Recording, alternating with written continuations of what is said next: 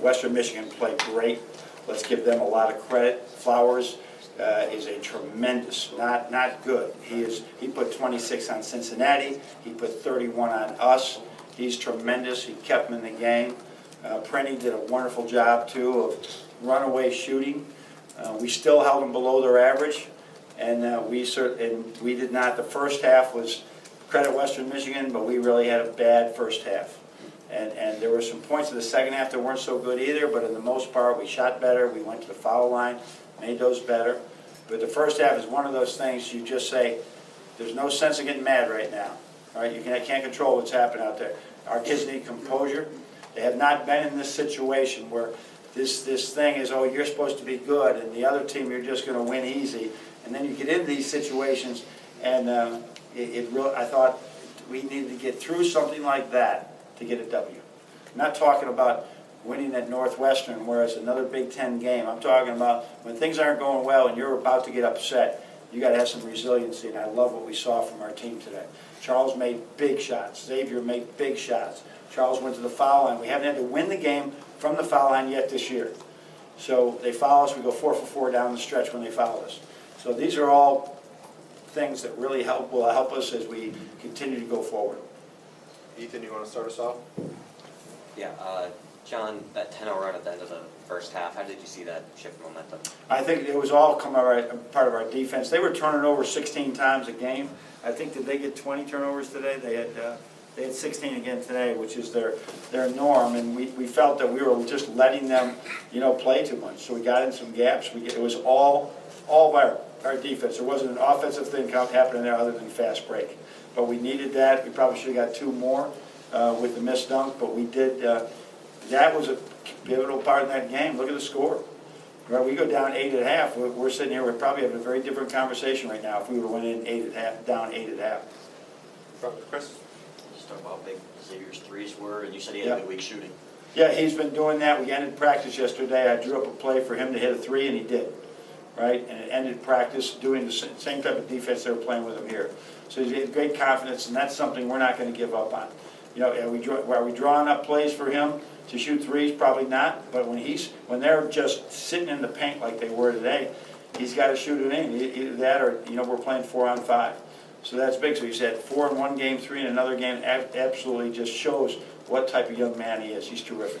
And then Iggy, just tired legs or bad game? Yeah, I was talking with my team about that. It's just did we practice too hard the last 2 days because they had 2 days off, or did we get out of shape? I do not know. So we'll try and sort that out because we did go pretty good for 2 hours both days, but he wasn't sharp today. That won't be anything. He'll be back and ready to roll. He's a terrific young man, terrific freshman, and just one of those games. And he wasn't alone. He wasn't the only one. John Teskey was much better than that. Isaiah Livers much better than that. And all 3 of those are important parts of our team. John, you just touched on the guys who weren't sharp today, and yeah, Charles was. He had the kind of focus that you wanted coming into the game. Talk about what that says about him as a player and what it says about him. What I like about it is the beginning when he did not shoot foul shots well, right? I think he might have been 1 for 5, and then even though he makes the first, he wasn't making the second. So he just stayed in there and stayed focused and kept fighting and fighting. This kid is so much about the team, and he showed that today, and that's really big for us that you have your most veteran player, right? 4th year in college, being there, because he was not good at the beginning, and down the stretch, I mean, we tried to get the ball in his hands as much as we could.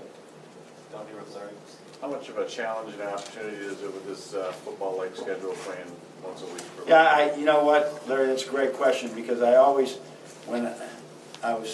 there's been times I was envious of hockey and football. Hey, listen, you got a whole week to prepare every time. You get yourself into a rhythm.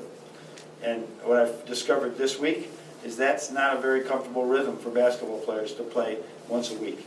So I felt that we were that was hard, and like I tried to gauge it so we get rested and then we go into a normal 2-day prep. You got to examine that and see if we did pushed the right buttons. But it's not as perfect. And now we got another one. Then we think we got an 8-day layoff. So, but other teams have it. Every college is taking exams that you got to do that. Your forward, Alan coach, Alan Gerald, Rivals.com, Bronco Blitz.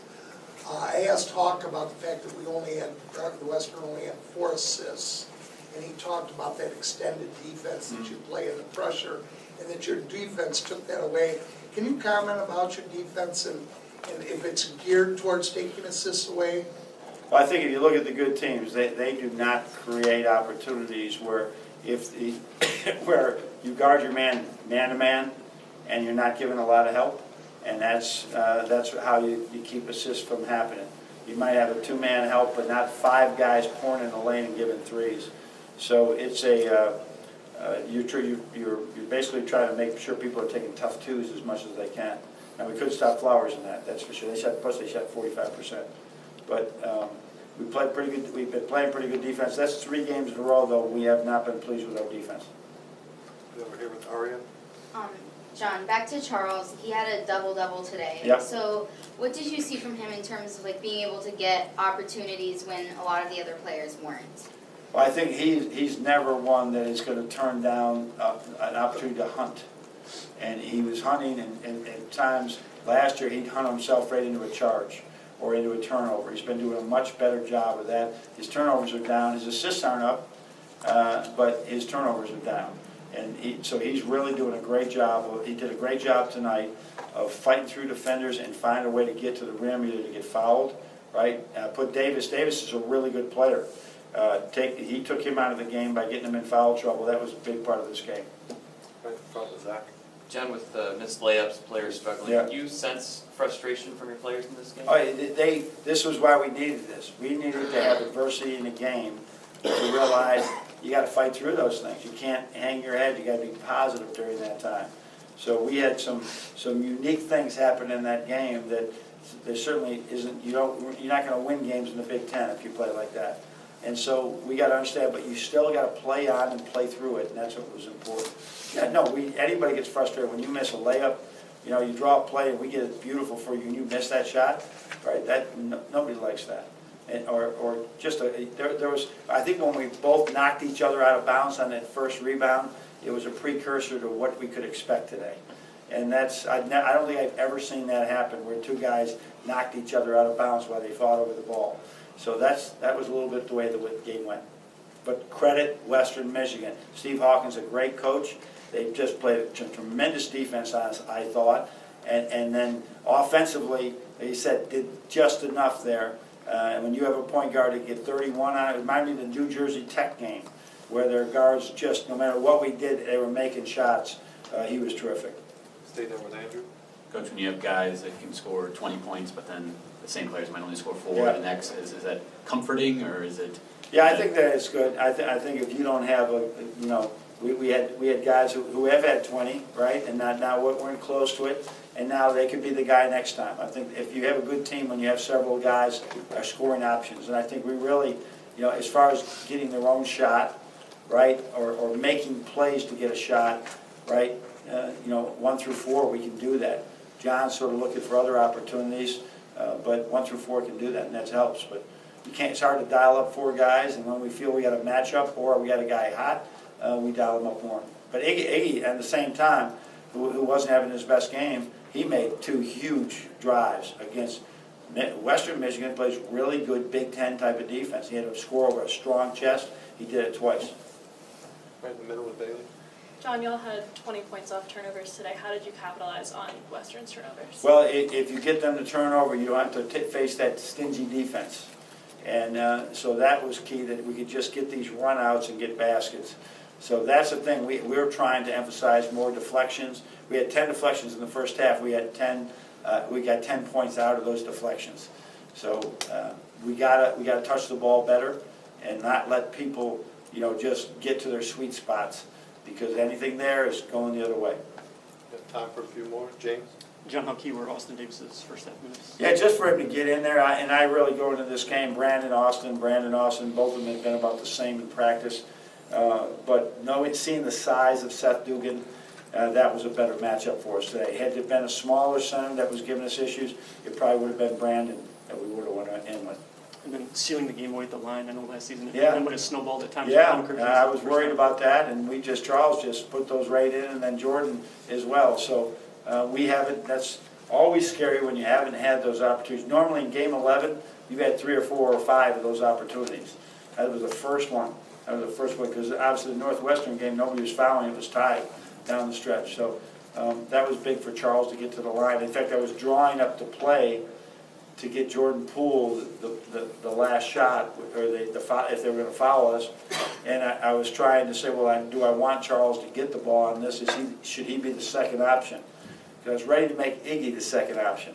And then I realized Iggy was 0 for 3, and Charles had just made 5 out of 6 or something. Made Charles the second option. We didn't throw it to him, but I had that type of trust in him. Coach, you mentioned Josh Davis earlier. How important was it for you guys to get him into foul trouble? He only played 20 minutes today. Yeah, I had a lot of respect for him. Just he made 40-some threes last year. Anytime you got a senior, and you're playing against a senior, you know he's been there and he's there for the right reasons. He's a real team guy, you know, that is stuck in there through thick and thin, and he's learned a lot, especially in the days where people transfer like crazy. So he was a good defender, and he could shoot threes too. So one more guy out there that could shoot threes beside Prinny, right, and the point guard, that could have given us trouble.